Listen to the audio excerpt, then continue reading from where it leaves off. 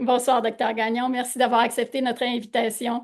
Alors, docteur Gagnon est allergologue et immunologue clinique. Sa feuille de route est impressionnante. Il est chef du service d'allergie et immunologie du CHU de Québec, président de la clinique spécialisée en allergie de la capitale. Depuis 2011, il est également président de l'Association des allergologues et immunologues du Québec. Il est très impliqué en recherche clinique et il a contribué à plus de 100 essais cliniques. Il est également l'auteur de nombreuses publications dans des revues scientifiques. Donc, moi, j'ai assisté à certaines des présentations de Dr. Gagnon et je peux vous confirmer que, en plus de tout ça, c'est un excellent communicateur, un excellent vulgarisateur. La présentation de Dr. Gagnon va durer une quarantaine de minutes, ce qui va nous laisser une période de 15 à 20 minutes pour les questions. Alors, je cède maintenant l'écran au Dr. Gagnon. Merci pour la présentation. Ça fait maintenant plus de 20 ans que je pratique à Québec, comme tu disais. Je pratique en pédiatrie et en adulte. L'anaphylaxie, c'est une pathologie, c'est une condition à laquelle je suis très au fait et très habitué. Alors, aujourd'hui, en fait, la demande d'aujourd'hui est une demande qui vient un peu de vous euh, pour parler d'une nouvelle approche du traitement de l'anaphylaxie au Canada. C'est sûr qu'on va parler de l'anaphylaxie dans son ensemble, parce que moi, comme allergologue, je pense qu'à chaque jour, on voit des lacunes qu'on appelle ou des prises en charge qui sont pas adéquates. Et c'est toujours bon de revenir sur comment ou quand reconnaître une anaphylaxie, même si plusieurs d'entre vous sont expérimentés. Mais le but aujourd'hui, que la demande que vous avez faite, c'est avec l'arrivée de la nouvelle épinéphrine nasale, le Neffy, évidemment, plusieurs patients, plusieurs parents nous en parlent et veulent savoir c'est quoi. Puis mon rôle comme allergologue ce soir n'est pas de me concentrer sur, je ne suis pas un représentant pharmaceutique, mais je crois que comme allergologue, j'ai un grand rôle à jouer pour vous présenter les options thérapeutiques en termes d'épinéphrine qui vont être toutes les deux maintenant disponibles dès l'automne. L'objectif, en fait, est de revenir sur la reconnaissance d'une réaction anaphylactique, définir une réaction anaphylactique et ses symptômes, discuter du traitement de l'épinéphrine versus les antihistaminiques brièvement. Pas trop brièvement, je vais vous répéter très souvent que le traitement de l'anaphylaxie, c'est l'épinéphrine, et de comparer les différents dispositifs d'auto-administration de l'épinéphrine. Vous voyez qu'on parle beaucoup de NEPHI. L'anaphylaxie, on va en parler. Il y a des enjeux, des besoins médicaux qui sont non comblés. Mais je vais vous présenter la nouveauté parce que c'est vraiment nouveau pour nous. C'est maintenant disponible aux États-Unis, mais pour nous au Canada, ça va arriver. Ça a été approuvé en avril 2026 et ça va être disponible vers la fin de l'été ou à tout le moins avant la rentrée scolaire.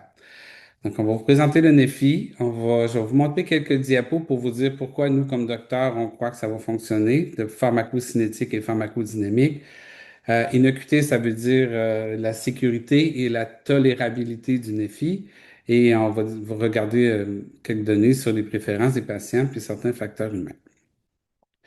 L'anaphylaxie. C'est quoi l'anaphylaxie? On va commencer par un cas d'un patient ici, qui peut-être que un cas que vous avez déjà vu dans votre propre famille, dans vos patients, parce que j'ai vu qu'il y a beaucoup d'infirmières, étant un adolescent de 15 ans autonome. Euh, Comme on peut dire un adolescent, donc un gars de 15 ans autonome, comme il peut être autonome, qui est connu pour avoir été hospitalisé pardon, à l'âge de 5 ans pour une réaction allergique sévère, qui est connu pour allergie alimentaire sévère aux noix de cajou et aux pistaches, donc une hypersensibilité de type 1, j'y reviendrai tantôt, et qui a une prescription d'épinéphrine. Il se présente aujourd'hui avec suite à une ingestion accidentelle d'un biscuit contenant du beurre de noix de cajou. Il ne portait pas son auto-injecteur d'épinéphrine au moment de la réaction, puis quand il est arrivé à l'urgence, il était essoufflé, il y avait des plaques d'urticaire, il se sentait fatigué et il avait vomi 2 fois avant l'arrivée. Et lors de la prise de signes vitaux, on note que sa pression artérielle est diminuée à 98 sur 62, son cœur bat vite à 112 et une fréquence respiratoire à 22. La question qu'on doit se poser ici, est-ce que vous trouvez qu'il y a des éléments là-dedans qui permettent de diagnostiquer une anaphylaxie? Vous allez sûrement me dire oui, puisque puisqu'on parle d'anaphylaxie ce soir, mais essayez de voir quels sont les éléments dans ce qu'on vient de voir dans le cas qui confirment la présence d'une anaphylaxie.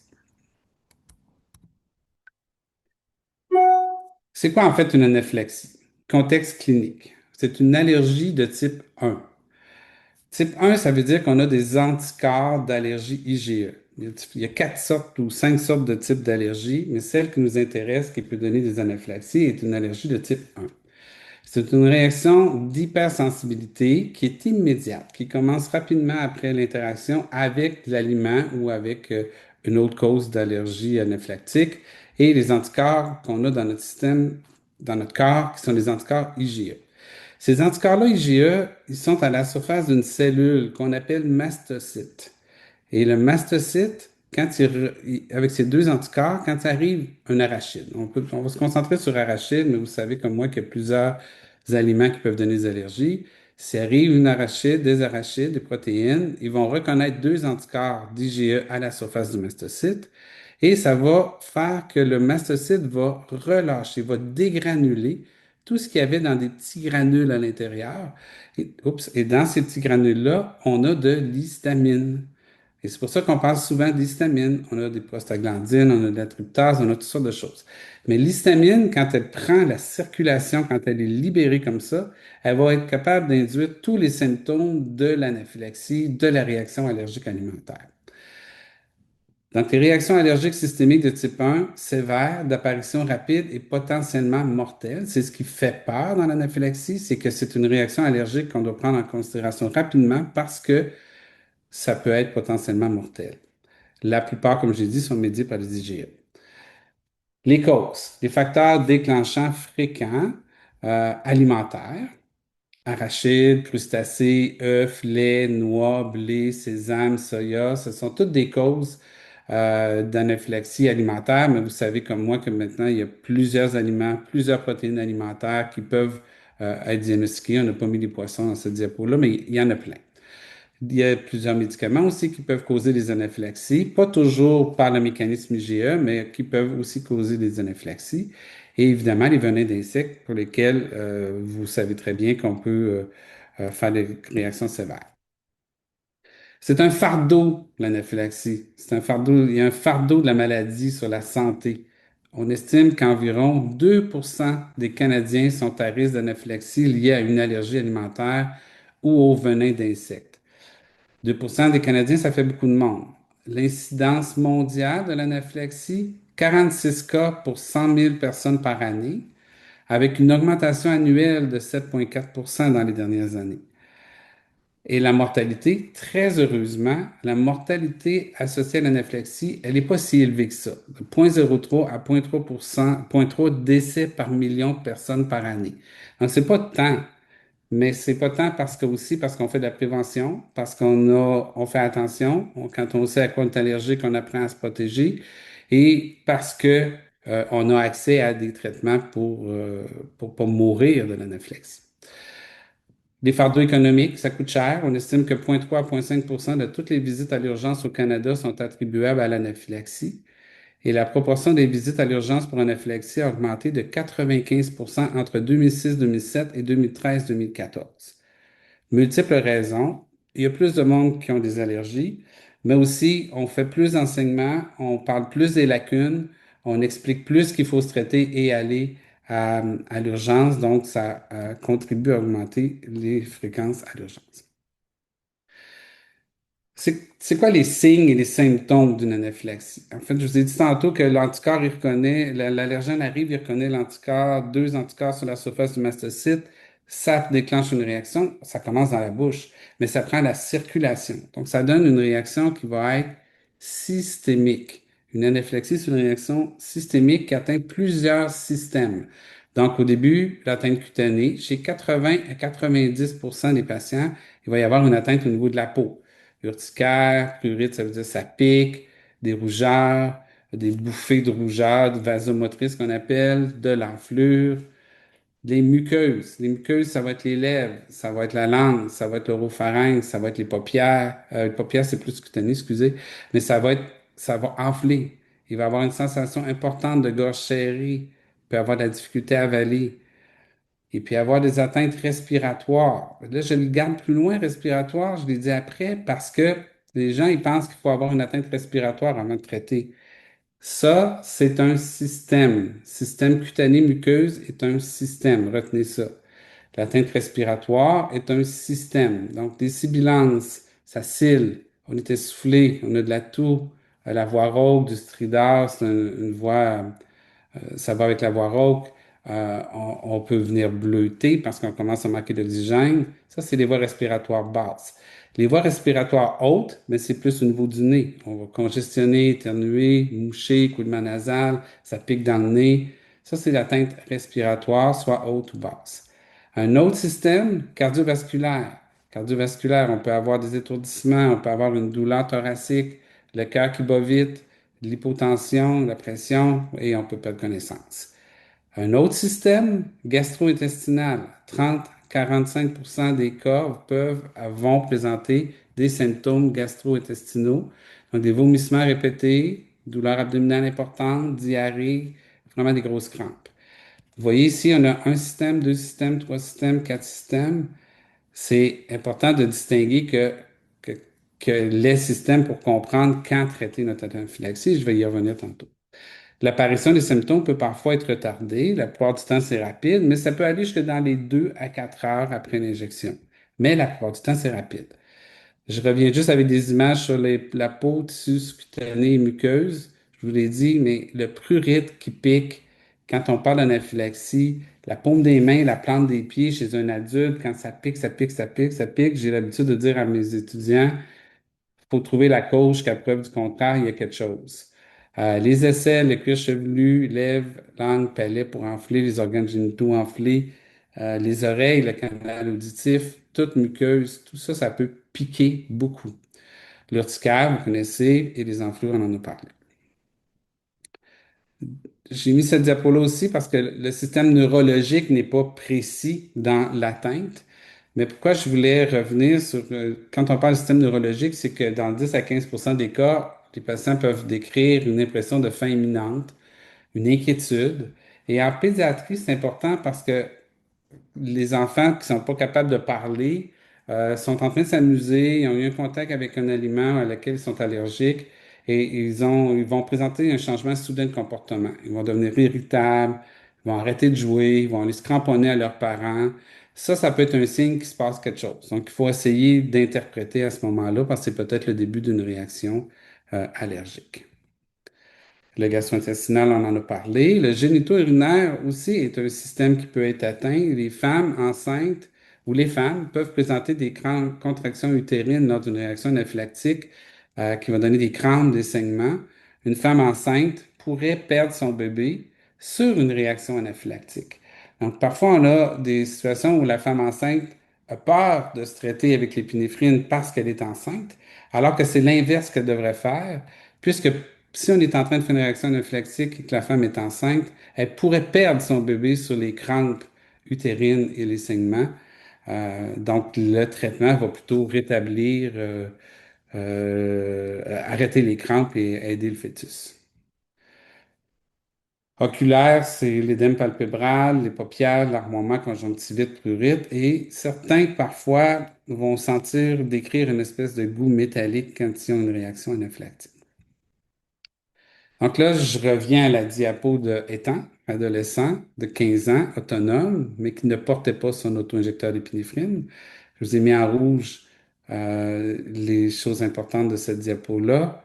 Dans la présentation clinique de ce jeune qui avait mangé un biscuit contenant du beurre de cajou, il y avait essoufflement, système respiratoire, urticaire, système cutané, 2 épisodes de vomissement avant l'arrivée, système digestif, fatigue avec pression artérielle, fréquence cardiaque, système cardiovasculaire.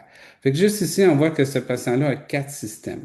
Malheureusement, ce qu'on voit quand on parle de lacunes, c'est que s'il n'y avait pas eu de dyspnée, s'il n'y avait pas eu les essoufflements, beaucoup de gens auraient dit, ah, il a arrêté de vomir, il n'est pas essoufflé, il n'y a pas d'atteinte respiratoire, on ne le traite pas, on ne lui donne pas d'épinéphrine, alors que il est en hypotension, puis aussi avec le cœur qui bat vite. pour dire que très souvent, encore dans la pensée populaire, c'est tant qu'on n'a pas de misère à respirer, on ne donne pas l'épinéphrine. Ce qui est probablement la plus grosse erreur qu'on peut faire et c'est pour ça qu'on doit travailler fort là-dessus. Je reviens à ce qui m'amène à vous dire qu'en fait, quand l'épinéphrine est indiquée. Euh, Avec toutes les années, on n'avait pas ce genre de tableau-là quand moi j'ai commencé à pratiquer.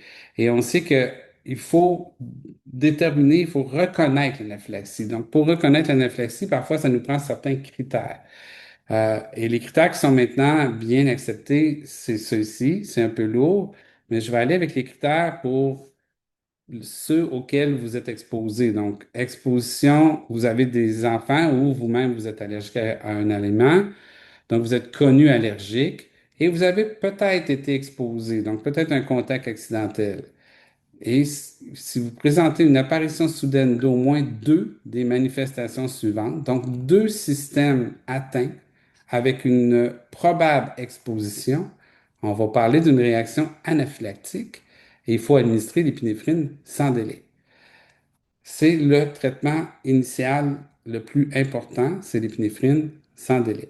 Donc, deux systèmes très importants à retenir. Et si vous êtes certain que vous venez d'être exposé à un allergène et que début aigu de l'un ou l'autre des éléments suivants, atteinte cardiovasculaire, atteinte respiratoire après exposition à un allergène non inhalé, donc on a mangé l'allergène et qu'on a une atteinte respiratoire, on sait qu'on vient de le manger, c'est sûr que là, il faut aussi, dans ce contexte-là, administrer l'épinéphrine sans délai. Mais retenez que deux systèmes, peu importe la composition des systèmes, donc un peu d'urticaire avec euh, des crampes abdominales, ces deux systèmes, on devrait injecter l'épinéphrine sans délai. Pourquoi c'est urgent d'agir? Si on ne veut pas que la situation tourne mal. Si vous voyez ici, à combien de temps ça prend pour qu'une situation dégénère négativement? Si on a une piqûre de guêpe, qu'on est allergique aux guêpes, 15 minutes. Si on reçoit un médicament dans les veines et on est allergique à ce médicament-là, 5 minutes. On l'a reçu directement au niveau sanguin. Si on ingère de la nourriture à laquelle on est allergique, en dedans de 30 minutes, et parfois plus rapide, mais la moyenne est autour de 30 minutes, on peut avoir une réaction qui va dégénérer. Donc, il y a une urgence d'agir quand on a une réaction anaphylactique. Une réaction anaphylactique, ça peut être monophasique. Monophasique, qu'est-ce que ça veut dire? C'est qu'on a un seul épisode, on dit un seul épisode parce qu'il va y avoir résolution des symptômes après le traitement. Dans 70 à 80 des cas, ça va se résoudre après le traitement. Ça peut être biphasique. Biphasique, ça veut dire ça peut recommencer. Une deuxième réaction après la résolution initiale des symptômes, sans nouvelle exposition. C'est la même réaction, on traite, puis ça peut recommencer dans l'heure ou les 2 heures qui suivent. C'est observé dans 5 à 20 des cas. C'est quoi le plus grand risque que la réaction recommence ou qu'elle ne se résolve pas avec une seule dose d'épinéphrine? Mais c'est le délai d'administration de l'épinéphrine. Ça, c'est le plus grand risque. Donc, plus on attend, plus on a de risque que la réaction recommence.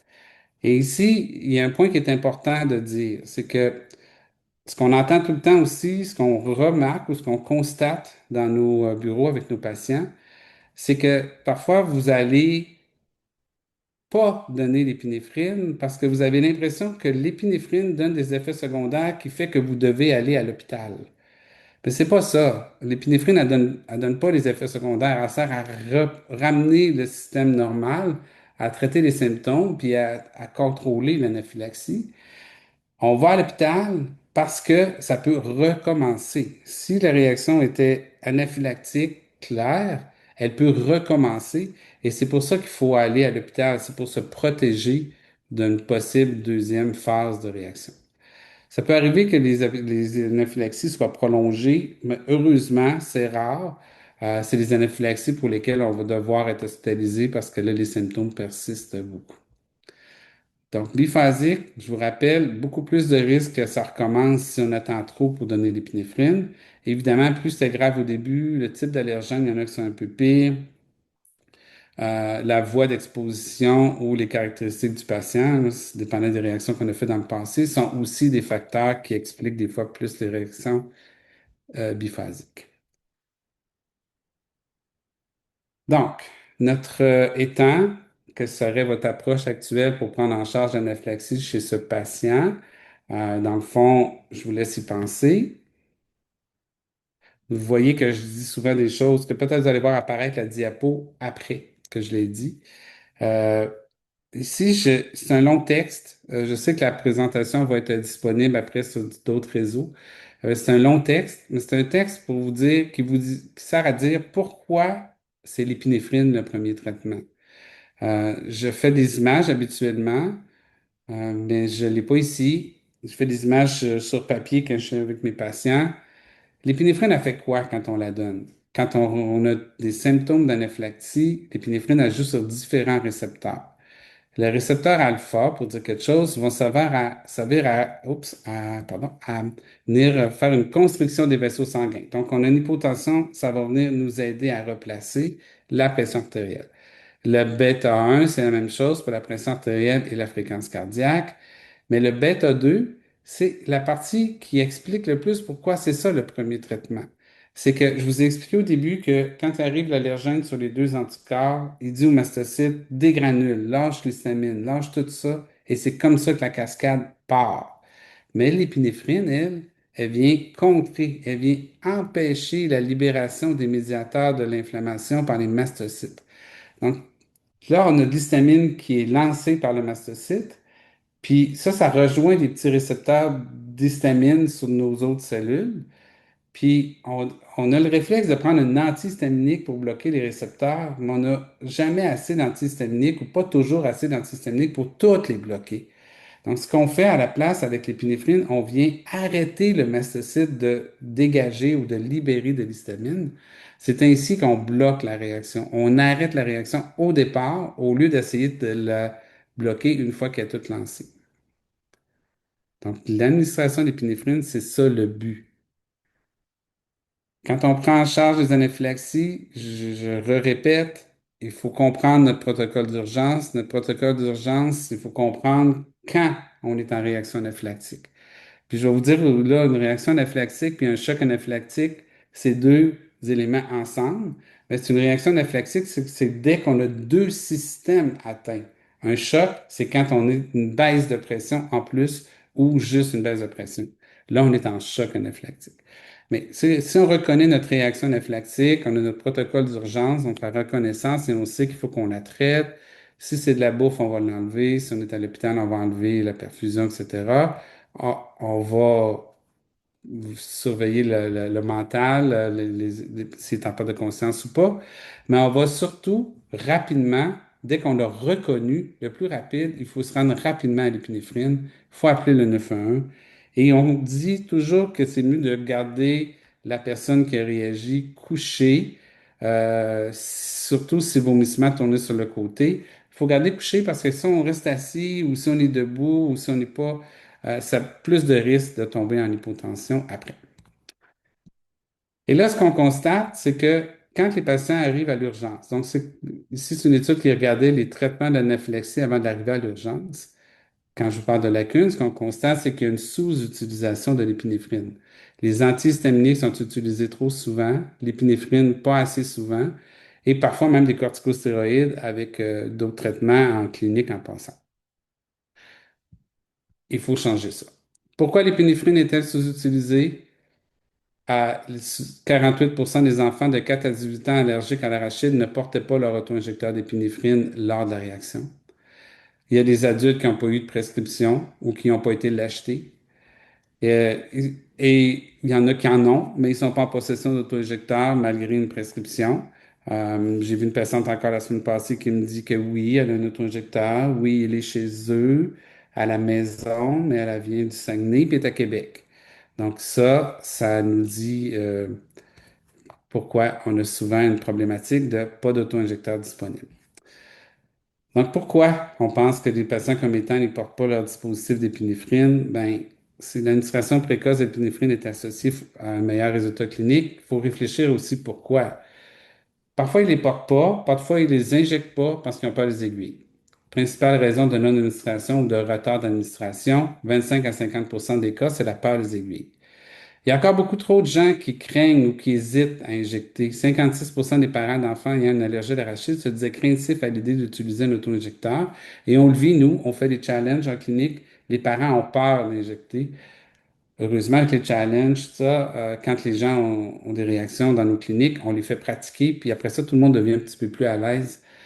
Les- Certains trouvent que l'administration est trop complexe et il y a une préoccupation qui est liée à la sécurité de l'épinéphrine. Et là, on arrive à les auto-injecteurs. Donc, qu'est-ce qu'on a de disponible? Dispositif d'auto-traitement. On change un petit peu. Avant, c'était d'auto-injecteur. On va parler maintenant d'auto-traitement parce que les mécanismes ou la façon de se traiter sont différents. Vous connaissez bien les pipènes juniors, les pipènes seniors. Vous connaissez pas encore le Neffy. Le Neffy, c'est la forme en poudre intranasale. Donc, je vais vous présenter le Neffy. C'est quoi le Neffy? Le Neffy, c'est une épinéphrine qui a été mise dans un dispositif que vous voyez ici, qui n'est pas très gros, je vous montrerai nos diapos, qui est très bien connu comme dispositif, comme étant efficace pour pouvoir transmettre une médication au niveau nasal, parce il est utilisé pour d'autres médicaments, donc pour l'imitrex, dans les migraines, le Zomig aussi, le Narcan pour le médicament, le naloxone, qui sert quand il y a des gens qui ont des intoxications au fentanyl ou aux narcotiques, à d'autres narcotiques. Donc, c'est bien connu comme dispositif, c'est bien connu par les soins en première ligne, les soins, les ambulanciers et autres. C'est de l'épinéphrine qui est mis dedans, c'est le dispositif et un mécanisme qu'on appelle Intravail, qui est un agent qui va favoriser l'absorption de la poudre, de l'épinéphrine en poudre. Rapidement, ce que ça fait l'Intraveil, c'est du dodécylmaltoside. Ça vient ouvrir temporairement les jonctions serrées entre les cellules qu'on a dans notre nez et ça permet de venir transmettre à la circulation plus facilement l'épinéphrine qu'on veut prendre pour notre traitement d'anaphylaxie. Qui peut prendre le Neffy? La dose qui va être disponible, la première dose qui va être disponible au Canada est la dose pour 30 kilos et plus. Ça va être indiqué pour tous les types d'anaphylaxie, mais 30 kilos et plus. Donc, si votre enfant a 10 kilos aujourd'hui, il faut continuer avec ce qui va très bien encore, l'épipène qui nous reste. Pour le 30 kilos, on l'aura probablement l'an prochain, le 1 mg. Là, la dose qui est disponible, c'est le 2 mg. En gériatrie, on dit qu'il n'est pas indiqué parce qu'il n'a pas été étudié, mais on pourrait facilement penser que la plupart des patients, même à l'âge de 65 ans et plus, pourraient le prendre. C'est quoi ses atouts, le Neffy? C'est qu'il n'y a pas d'aiguille, donc c'est souvent une des limitations pour l'utilisation. C'est très rapide à administrer. Il est stable aussi à des températures élevées et basses, j'y reviendrai. Simple, intuitif à utiliser, je vous montrerai des petits tests qui ont été faits enfin, avec des gens, des groupes. Format compact, facile à transporter, longue durée de conservation. Je pense que je n'ai pas de diapo sur la durée de conservation. Je sais que ça va être une de vos questions parce que c'est souvent celle qu'on a dans mon bureau aussi. Le Neffy devrait avoir une durée de conservation. En fait, il a une durée de conservation de 30 mois quand il va sortir de l'usine. Mais il faut comprendre qu'il y a toujours un processus pour arriver en tablette en pharmacie. L'objectif est d'arriver en tablette avec une durée de conservation d'au moins 24 mois à 26 mois idéalement, lorsqu'il sera disponible pour être disponible pour les patients.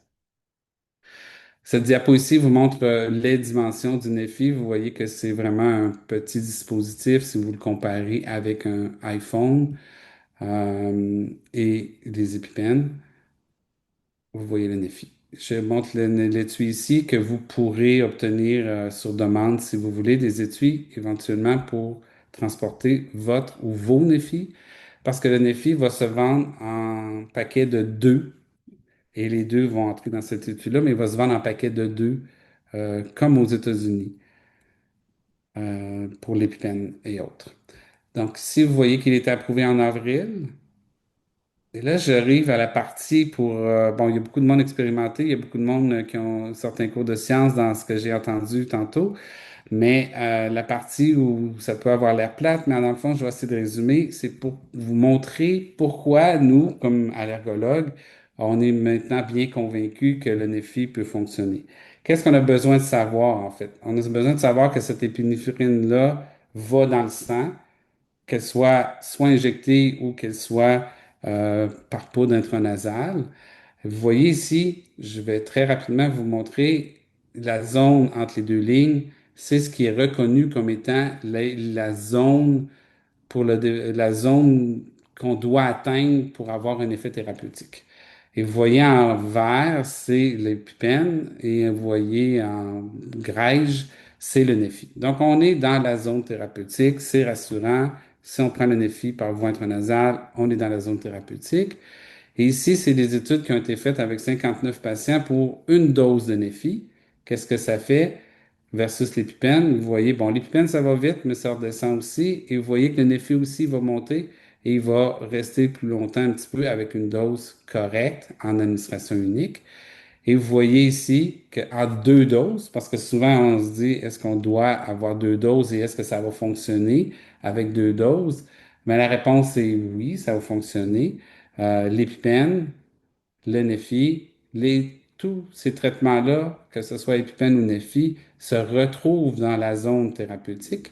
Et vous voyez qu'avec deux doses, les chiffres sont plus hauts, là. C'est encore plus de Neffy qui va atteindre la bonne, non, pardon, la zone thérapeutique. Et ça ici, c'est juste pour vous montrer que c'est toujours en grège, le Neffy, l'épipène. Il y a des différences que c'est un peu plus pour l'augmentation des pressions et de la fréquence cardiaque avec le Neffy. Et la même chose pour les doses répétées. Nous, comme allergologues, un des questionnements, un des premiers réflexes qu'on avait dans le développement de ces médicaments-là et ce qu'on suivait quand on allait en congrès, c'est oui, mais si la narine est bouchée, parce que je vous ai dit tout à l'heure que le système des voies respiratoires supérieures, le nez, il y a de la congestion nasale. On a dit si la narine est bouchée, est-ce que le néphi va fonctionner? Mais la réponse est oui. En fait, c'est ce qu'on voit ici. Et contrairement même à ce qu'on pensait, il est plus absorbé lorsque la narine elle est bouchée. Euh, on voit ici le néphi, deux doses. Gauche-droite, c'est la plus foncée. Deux doses, donc on donne le Neffy qui va donner plus que l'épipène. On donne le Neffy, une deuxième dose, ça va remonter. Et vous voyez que quand on donne le Neffy dans la même narine, donc la foncée, c'est deux narines différentes. La plupart, c'est dans la même narine. On voit que dans ce temps-là, la dose va être encore plus forte dans le sang suite à l'administration. Fait que ce qui va être à retenir, c'est que si dans le futur, vous avez accès à un NEFI ou vous rencontrez quelqu'un que c'est le NEFI qui transporte, ben si on doit donner la deuxième dose qu'il aura dans son étui, la recommandation, c'est de la donner dans la même narine, puisque on sait maintenant que la deuxième dose va être encore plus absorbée si elle est donnée dans la même narine. L'innocuité et la tolérabilité. L'innocuité, j'ai gardé juste une diapo. L'innocuité, c'est de la sécurité. Il n'y a eu rien avec toutes les études et développements qui nous a dit que ce n'était pas sécuritaire. Puis c'est toujours l'inquiétude. Peut-être que vous allez avoir moins peur en disant, oh, c'est de la poudre, c'est moins inquiétant qu'une piqûre. Mais la piqûre, elle est sécuritaire et le Neffy va aussi, la dose intranasale va être aussi sécuritaire. Est-ce que ça donne des effets secondaires? Ben oui, ça peut donner des effets secondaires. Ça peut donner sensation de nervosité, agitation, surtout plus 11% des patients quand on avait deux doses. On comprend que si on donne deux fois de l'épinéphrine puis qu'on n'en avait pas besoin, là, on s'entend ici que c'est des patients qui ne sont pas en réaction allergique, qui ont pris des doses euh, pour vérifier la quantité qui apparaît dans le sang, mais qu'on a aussi évalué les effets secondaires.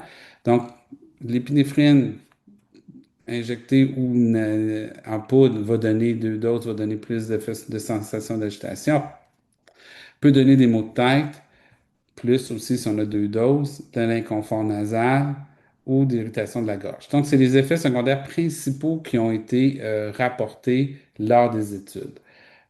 Moi, j'aurais tendance à vous dire que c'est pas quelque chose d'inquiétant, c'est pas quelque chose qui est dangereux, c'est pas quelque chose qui va persister.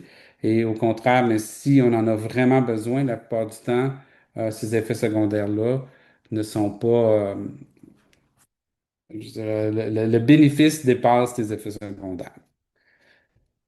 C'est quoi la préférence des patients et les facteurs humains par rapport au NEFI? Bon, juste vous rappeler, vous connaissez l'épipène.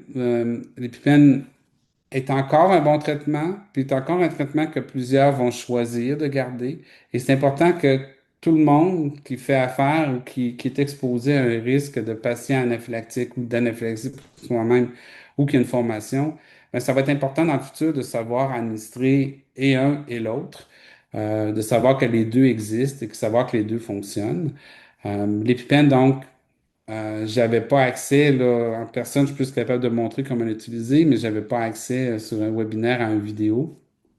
Mais bon, vous avez vu les annonces à la télé, c'est facile à utiliser aussi. On la sort de l'étui, on enlève le bouchon bleu, on se place pour l'injecter sur la cuisse. C'est une injection intramusculaire. C'est le bout orange qu'on doit injecter. Puis vous savez qu'on doit attendre quelques secondes. Maintenant, on parle ici de 3 secondes. On a toujours dit 10. Mais l'idée, c'est d'attendre quelques secondes une fois l'injection faite. Puis d'aller à l'hôpital, comme je vous ai dit tout à l'heure. Le NEFI va venir dans une étui sur lequel on va devoir ouvrir l'emballage pour retirer le vaporisateur que je vous ai montré tout à l'heure. On va le tenir comme illustré ici, en plaçant le pouce sur le bas du piston et un doigt de chaque côté de la buse pour qu'il soit bien équilibré. Il ne faut pas tirer et ne pas appuyer tout de suite sur le piston, ne pas tester et pulvériser avant l'utilisation, bien entendu, parce qu'on va perdre la dose. On va l'insérer l'embout du vaporisateur nasal dans une narine jusqu'à ce que les doigts touchent le nez. Maintenez la buse droite dans le nez, orientée en direction du front. N'inclinez pas le vaporisateur vers les parois internes ou externes du nez. Et puis, on va appuyer fermement. Il y a un clic jusqu'à ce qu'il s'enclenche et remonte en pulvérisant le produit dans la narine. On essaie de ne pas orienter le vaporisateur nasal vers les parois internes ni externes du nez parce que dans le fond, il ne faut pas que ce soit sur la paroi externe, il faut que ce soit sur le septum. Il faut vraiment que ça aille prendre les muqueuses qui vont être un petit peu plus en postérieur dans notre narine. Puis ça, on a essayé de valider les facteurs humains avec le NEFI. 16 personnes n'étaient pas formées du tout, ont été exposées au NEFI pour voir s'ils seraient capables de l'utiliser. Quatre adultes avec des allergies, quatre proches de patients allergiques, puis huit adolescents allergiques, donc 16 personnes. Les participants devaient simplement ouvrir l'étui de transport, prendre le dispositif dans l'étui, puis l'administrer. Puis juste avec ça, ils ont réussi sans erreur, 100%. L'étui de transport permet un accès facile à deux dispositifs et les instructions écrites sont suffisantes même sans formation préalable. Et là, ça, c'est en Europe. Il faut comprendre que le NEFI a été développé aux États-Unis. Il est disponible maintenant en Europe. Ils ont fait des études en Europe. Il est disponible aux États-Unis et arrive enfin au Canada. 90 personnes ont utilisé le NEFI et l'EpiPen à deux reprises. Ils ont regardé les vidéos de démonstration, puis ils ont été invités à répondre à la question suivante, lequel ils préfèrent. Ben, bon, chez les patients adultes ici, 19% des patients, 19 patients préféraient le NEFI, pédiatrique 15, proche aidant 16. Donc, 88% des patients préfèrent le NEFI. On dit le ERNEFI, là, parce que c'est en Europe, et l'EpiPen, à l'EpiPen. Euh, Est-ce que c'est ce qu'on voit en clinique pour l'instant quand on en parle? Oui et non. Mais il faut savoir que plusieurs d'entre vous avez déjà une expérience avec un EpiPen, puis vous ne voulez pas changer, puis c'est bien correct. Mais comme je dis, ce qui est bon, c'est de savoir que les deux existent et que les deux peuvent être l'épinéphrine qui va nous sauver la vie en cas de situation allergique. La stabilité de Nefi, je vous ai dit tantôt qu'il y avait une stabilité avec les températures qui était intéressante. En fait, ils ont étudié la teneur du Nefi suite à des conditions de chaleur extrême, 50 degrés. Malheureusement, ça ressemble pas mal aux chaleurs des voyages l'été maintenant. Peut-être pas 50, mais des fois pas très loin en Europe, à tout le moins. Et on sait que donc que nos médicaments peuvent être exposés à des chaleurs parfois un petit peu hautes ou sur une plage, entre autres. Le Néphi a été exposé 3 fois à des chaleurs de 50. La teneur potentielle au départ était à 106,7 et après 3 fois est encore à 99. Et vous voyez la différence par rapport à l'adrénaline en liquide dans les épipènes où il y a plus une grande perte d'efficacité de teneur thérapeutique suite à l'exposition à des chaleurs. Donc, tolérance à 50 degrés démontrée plus grande avec la forme nasale.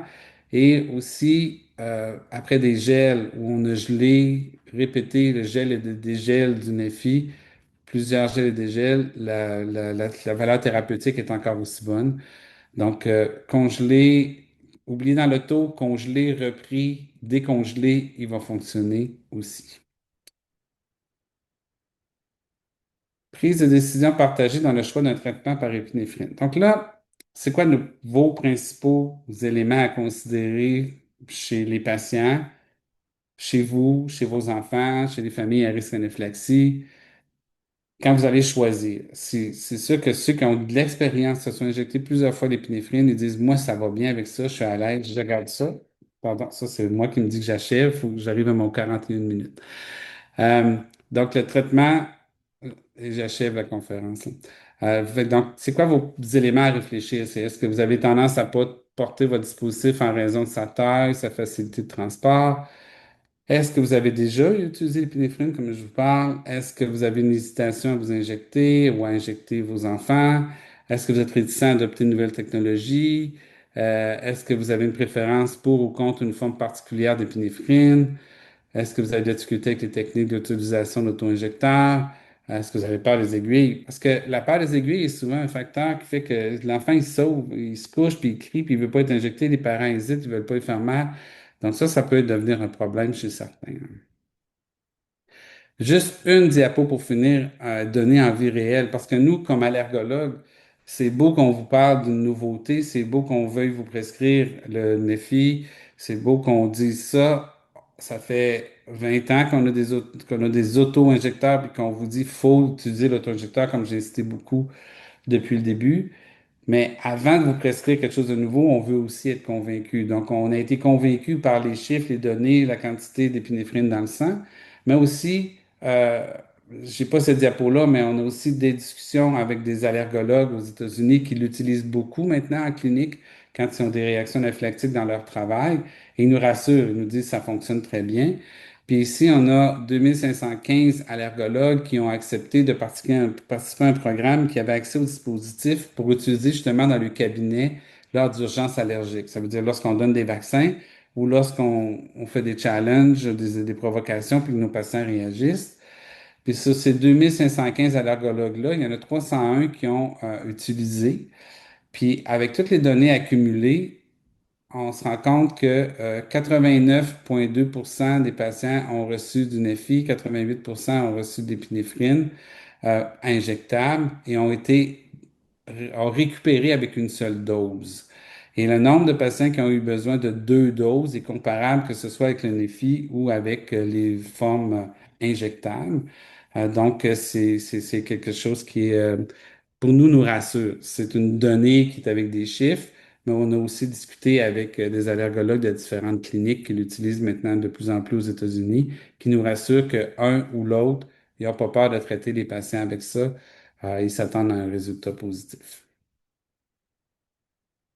Je pense que ça redit pas mal toutes les mêmes choses. Donc, globalement, qu'est-ce qu'on sait du NEFI? Ici, c'est plusieurs rapports de cas. Il fonctionne. Les gens ont rapporté qu'il améliorait, qu'il y avait une résolution rapide des symptômes dans tous les cas. La majorité des cas ont été résolus avec le NEFI seulement. Résolution complète en 5 à 30 minutes pour 10 cas, 20 à 90 minutes pour 5 autres. L'administration répétée par voie intranasale est efficace en cas de récidive légère. Euh, Très sécuritaire, effet indésirable léger, transitoire et localisé, irritation nasale légère apportée, profil cohérent avec les données antérieures, pas de nouveau signal de sécurité. Sur 39 rapports de cas, nous, entre nous, quand on a quelque chose de nouveau, on publie les observations qu'on a. Donc, vous voyez que sur 39 histoires rapportées, vous voyez un peu que c'est sécuritaire. Euh, Utilisation avec d'autres traitements, dans certains cas, on sait qu'on peut aussi, après, si on n'a pas d'efficacité parce qu'on l'a donné trop tard, mais on peut quand même injecter une épinéphrine intramusculaire ensuite. Puis parfois, dans certains cas, peut être possible en association avec des traitements adjuvants standards, comme des antihistaminiques ou autres. Je n'insisterai pas là-dessus, je vous ai tout dit sur ça. Questions et réponses. Merci beaucoup. Alors, j'ai l'impression qu'on pourrait honnêtement, et là, il y a une envolée de cœur. J'ai l'impression qu'on pourrait y passer honnêtement de longues heures parce que le sujet est tellement riche, il y a tellement de choses à dire. On va passer tout de suite aux questions parce qu'il y en a déjà beaucoup. On ne pourra pas toutes les faire, mais on va essayer d'en faire le plus possible.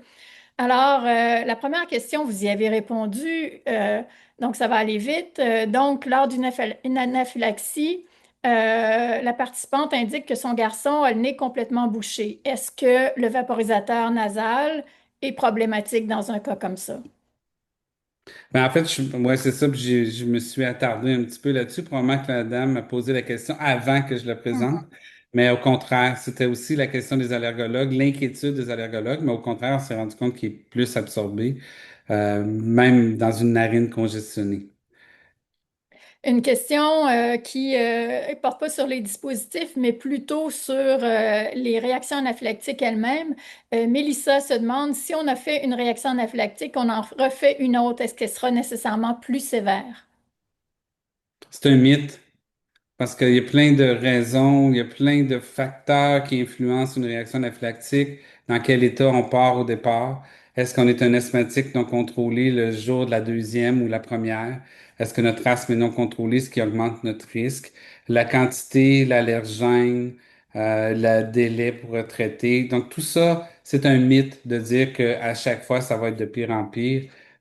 Ça peut être la première de toute notre vie qui est la pire, puis toutes les autres vont être mieux contrôlées. Donc, et c'est variable d'un patient à l'autre.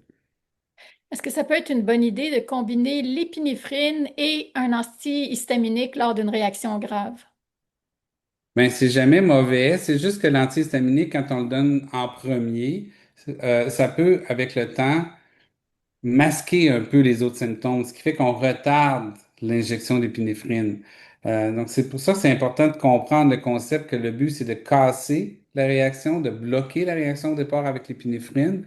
L'antihistaminique, oui, va nous faire du bien et oui, après qu'on aura injecté, si on a beaucoup d'urticaire, qu'on a beaucoup de picotements de prurite, ça va venir nous aider. Mais commencer par ça, ça peut masquer. Donc, mais oui, c'est un traitement adjuvant. Puis ma dernière diapo parlait de traitement adjuvant. Ça va aider.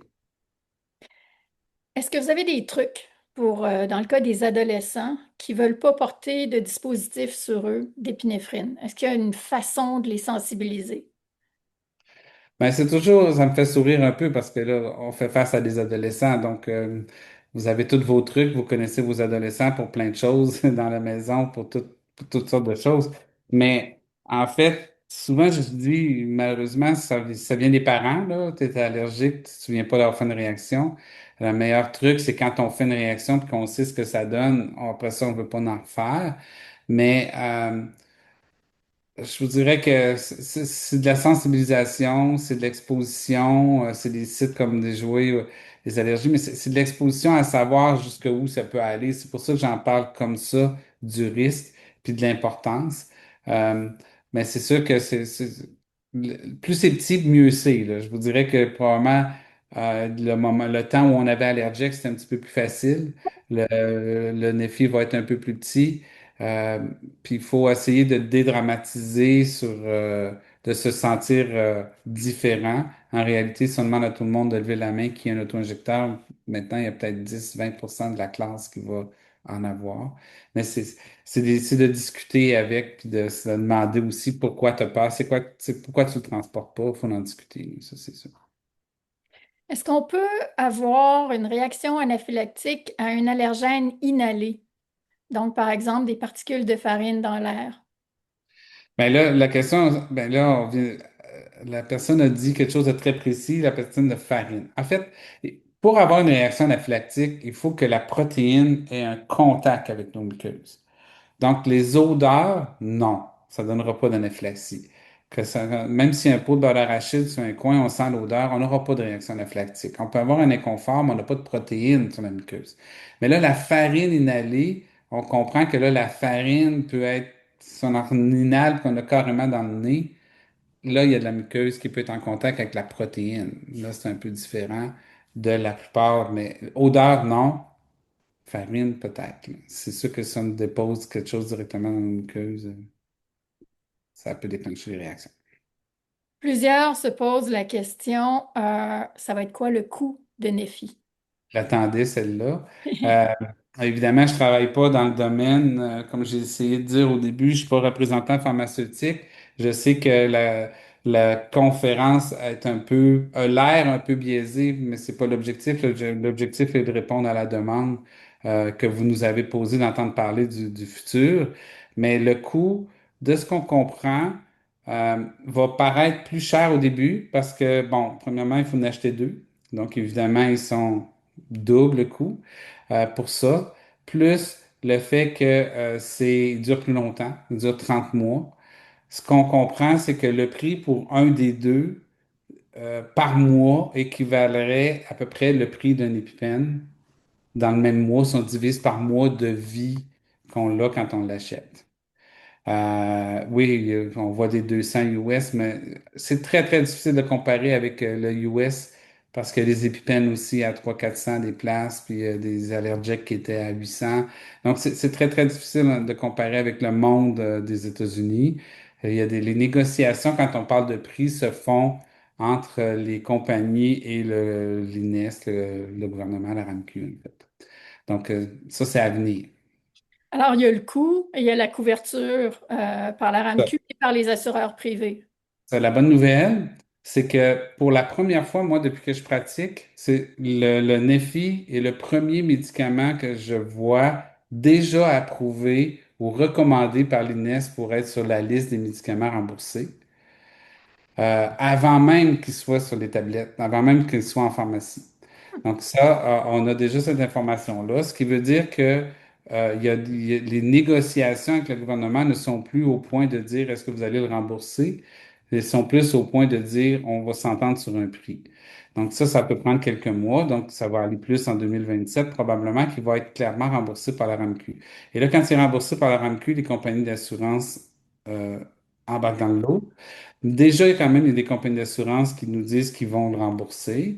Puis, la compagnie nous parle d'un probable programme. Probablement que si vous allez sur leur site, nefi.ca, vous pourrez suivre ça. Mais la compagnie nous parle d'un probable programme qui permettrait d'avoir la première prescription à vie à un coût moindre en attendant qu'il soit officiellement remboursé. Deux questions qui se rejoignent. L'auto-injecteur, d'après les graphiques qui ont été partagés, atteindrait une concentration maximale beaucoup plus rapidement que que le vaporisateur nasal. C'est quoi l'implication clinique? Et l'autre question va dans le même sens. D'après les graphiques, on dirait que le Neffy fonctionne moins rapidement que l'EpiPen. Il y a des pharmaciennes, vous m'avez dit, dans la famille. Oui, c'est une question qu'on voit tout de suite. Oui, l'épinéphrine monte rapidement, mais c'est quand même, les deux atteignent la zone maximum, le plus haute concentration est plus rapide avec l'épinéphrine. Ben, dans la zone thérapeutique, les deux l'atteignent à peu près en même temps. Puis si on regarde un peu les courbes, on se rend compte que le Neffy, nous on appelle ça un air sur la courbe, mais reste haut plus longtemps que l'épinéphrine. L'épinéphrine, elle monte très rapidement, puis elle redescend beaucoup plus rapidement injectable, donc l'épipène, versus le Neffy qui va monter un peu moins rapidement, mais qui atteint la zone thérapeutique à peu près en même temps et qui reste plus longtemps élevé. Est-ce que ça a des impacts thérapeutiques? Ben, c'est une question qui est valide, mais c'est une question qui se dément finalement lorsqu'on parle avec les Américains ou lorsqu'on regarde les études qui nous disent qu'il n'y a pas plus de patients que ça a pris 2 doses. Et il y a autant de patients qui ont été traités avec une dose.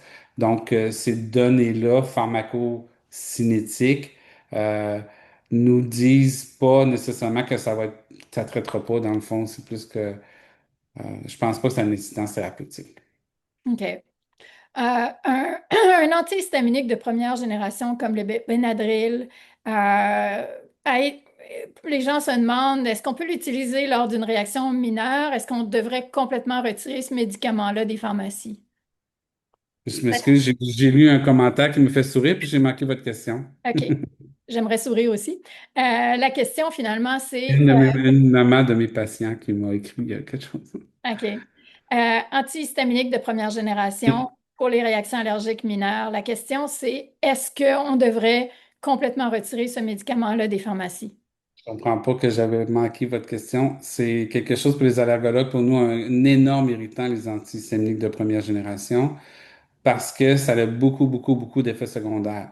Dans la vraie vie, si le Benadryl, pour dire, là, c'est un antihistaminique de première génération, je vais le dire ici, avait passé au travers toutes les études cliniques nécessaires pour arriver sur le marché, il ne serait pas sur le marché. Ça donne trop d'effets secondaires, ça crée beaucoup de somnolence. 50 mg de Benadryl dans le sang, c'est comme 0,08 d'alcool quand on va pour conduire sur la concentration, tout ça. Et ça dure pas longtemps. Et que si on donne ça dans une réaction allergique anaphylactique, on va créer de la somnolence qui nous mélange un petit peu à savoir qu'est-ce qui se passe après. Est-ce qu'il est en train de faiblir ou il est en train de s'endormir? Donc pour moi, pour nous, les allergologues, ça nous hérisse les poils des bras quand on parle d'antihistaminique de première génération. Je comprends bien. Est-ce que lors d'une même réaction allergique, est-ce qu'on peut administrer à la fois le vaporisateur nasal et l'auto-injecteur d'épinéphrine? Il n'y a pas de raison de dire non. Il y a pas de... D'ailleurs, il y en a qui l'ont fait. Il y en a que dans leur clinique, dans leur première utilisation, s'il y avait besoin d'une deuxième dose, ils ont parfois repris le même, parfois pris l'auto-injecteur d'épinéphrine qu'ils avaient. Puis il n'y a pas de danger, il n'y a pas d'effet secondaire plus à risque en prenant un et l'autre ensuite. Après combien de temps on peut donner une deuxième dose du vaporisateur nasal si les symptômes ne se résolvent pas? Ben, c'est comme dans l'algorithme, on dit aussitôt que 5 minutes après, si pas d'amélioration. C'est le même algorithme pour l'épinéphrine, que ce soit intramusculaire ou intranasal. Est-ce qu'on peut être allergique à l'intravail, qui C'est est pas connu. un ingrédient du vaporisateur nasal? Non. Il y a pas, c'est absolument pas connu pour donner de l'allergie. C'est seulement que, c'est comme un sucre. Les sucres, c'est pas un élément qui donne de l'allergie. OK.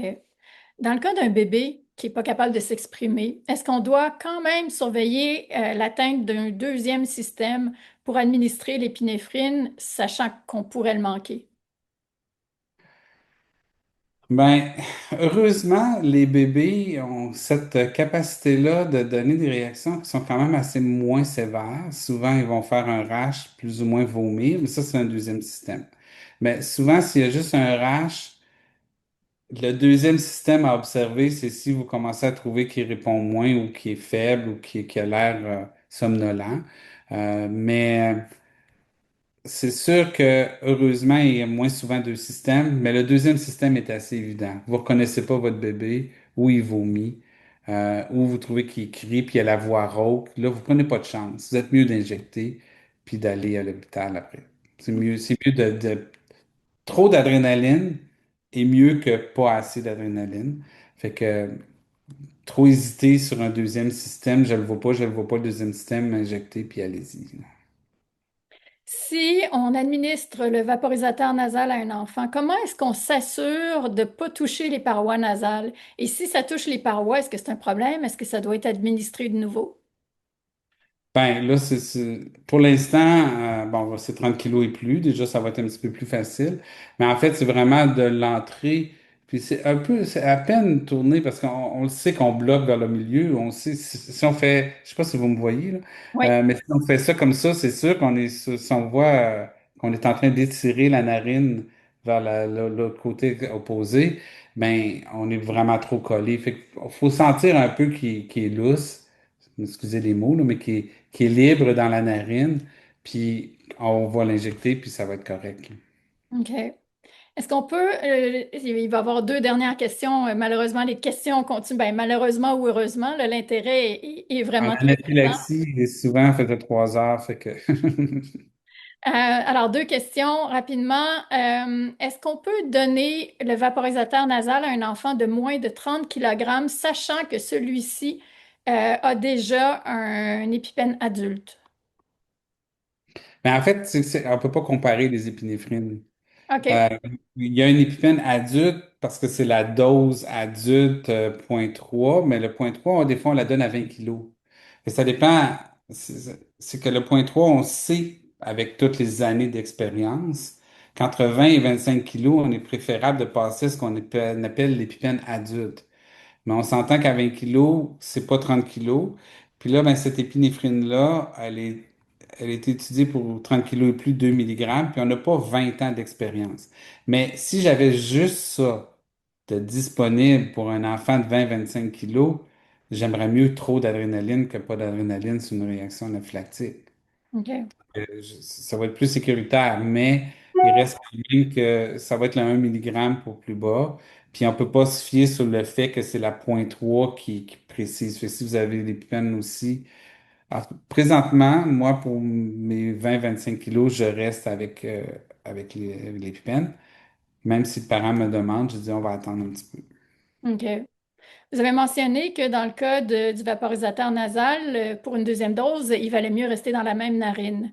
Alors, Mélanie se demande, dans le cas de l'auto-injecteur épipène, est-ce qu'on doit changer de cuisse entre les deux doses ou rester dans la même cuisse? Ça n'a pas d'importance. Ça n'a pas d'importance. Ça va prendre la circulation. Ça, c'est pas comme.